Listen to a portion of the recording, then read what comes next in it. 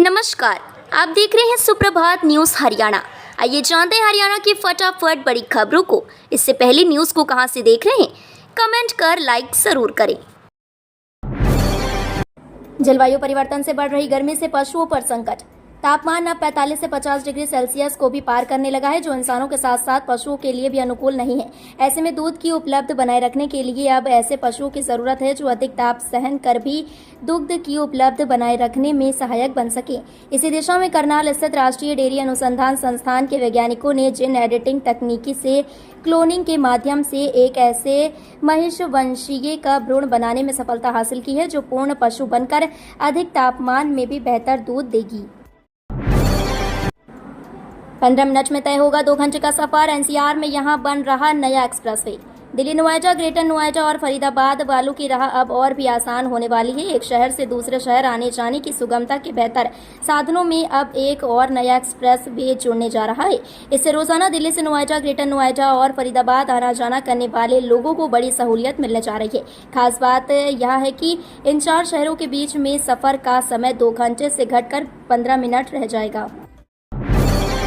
Haryana CM ने लिया लोकसभा चुनाव का फीडबैक। रोहतक स्थित भाजपा के प्रदेश कार्यालय में मुख्यमंत्री मनोहर लाल ने लोकसभा चुनाव को लेकर संगठनात्मक बैठक ली और लोकसभा चुनाव को लेकर फीडबैक लिया। इस दौरान सीएम नायब सिंह सैनी ने कहा कि चुनाव के दौरान पार्टी में भीतर घात करने वाले नेताओं के लिस्ट भी दिल्ली हाईकमान को सौंपेंगे। वहीं वोटिंग के दौरान गड़बड़ी करने वाले अधिकारियों को चेतावनी देते हुए कहा कि ऐसे अधिकारियों की जांच की जाएगी। ऐसे अधिकारी सरकार को हल्के में न लें। पंजोखरा साहिब कॉलेज में बीबीए की 40 सीट पर होंगे दाखिले। पंजोखरा साहिब के श्री गुरु हरकृष्ण साहिब खालसा कॉलेज में 3 जून से दाखिले शुरू होंगे। यह आवेदन प्रक्रिया 25 जून तक चलेगी। College Haryana Sikh gurdwara management committee के नेतृत्व में चल रहा है। कॉलेज में इस बार बीबीए की 40 सीट पर भी दाखिले होंगे। संस्थान में दाखिले करने के लिए कंप्यूटर डेस्क स्थापित किए हैं और कॉलेज स्टाफ की ड्यूटी लगा दी है। कॉलेज में 7 कोर्स चलाए जा रहे हैं। विद्यार्थी सबसे ज्यादा बीए और बीकॉम में दिलचस्पी दिखा रहे हैं।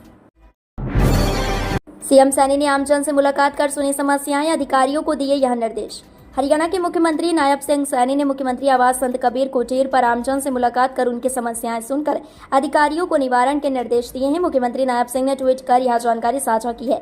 सीएम सैनी ने ट्वीट कर लिखा कि हर परिवारजन से सीधा संपर्क मुख्यमंत्री आवास संत कबीर कुटीर पर पहुंचे अपने परिवारजनों का हालचाल जाना और उनके द्वारा बताए गए विभिन्न विषयों को सुनकर मौके पर ही अधिकारियों को निवारण हेतु जरूरी दिशा निर्देश दिए। पानी की किल्लत और भीषण गर्मी से प्रताड़ित दिल्ली पर इंद्र देवता को आया रहम। इस तारीख को बरसेंगे मेघ।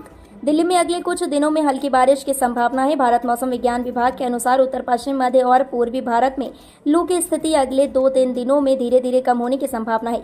देश के अधिकांश हिस्से भीषण गर्मी की चपेट में है और तापमान 50 डिग्री सेल्सियस से ऊपर पहुंच गया है।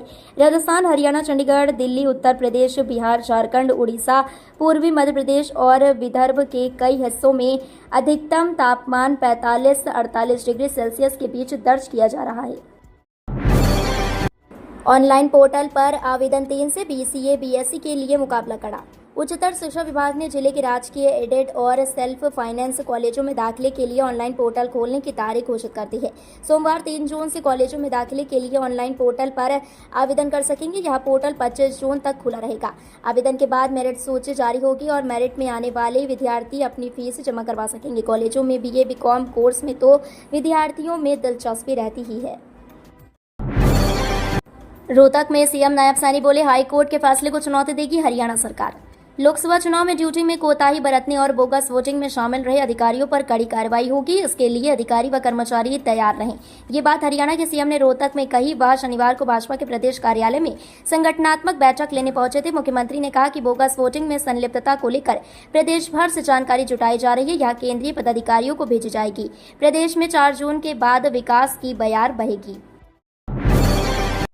हरियाणा में सरकारी नौकरी में सामाजिक आर्थिक आधार पर नहीं मिलेंगे अतिरिक्त अंक। पंजाब और हरियाणा हाईकोर्ट ने शुक्रवार को राज्य सरकार की नौकरियों में कुछ वर्गों के उम्मीदवारों को अतिरिक्त अंक देने के लिए हरियाणा सरकार द्वारा निर्धारित सामाजिक आर्थिक मानदंडों को असंवैधानिक करार दिया है। न्यायमूर्ति संजीव प्रकाश शर्मा और न्यायमूर्ति सुदीप्ति शर्मा की खंडपीठ ने अप्रित गहलावत और अन्य द्वारा दायर याचिकाओं को स्वीकार करते हुए यह फैसला सुनाया है। हाईकोर्ट ने सामाजिक आर्थिक मानदंडों को रद्द कर दिया और इसे असंवैधानिक करार दिया। कोर्ट ने इसे भारतीय संविधान के अनुच्छेद 14, 15 और 16 का उल्लंघन करने वाला करार दिया। दिव्यांशु बुधिराजा ने चुनाव आयोग में दी शिकायत। हरियाणा में लोकसभा चुनावों का शोर 4 जून तक थम गया है। वहीं चुनावों को लेकर कुछ मामले अभी तक गरमाए हुए हैं। करनाल से कांग्रेस प्रत्याशी दिव्यांशु बुधिराजा ने चुनाव आयोग में शिकायत दी है। बता दें कि शिकायत में लोकसभा उम्मीदवार ने लिखा है कि सरकारी कर्मचारी मतदान से वंचित रह गए हैं। प्रत्याशी ने चुनाव में ड्यूटी के कारण वोट नहीं डाल पाने की बात लिखी है। वहीं पत्रकारों से मुखातिब होते हुए दिव्यांशु बुधिराजा ने कहा कि हरियाणा के 10 की 10 सीटों में से करनाल सीट पर कर्मचारियों को ईटीसी वोट का अधिकार से वंचित रखा गया।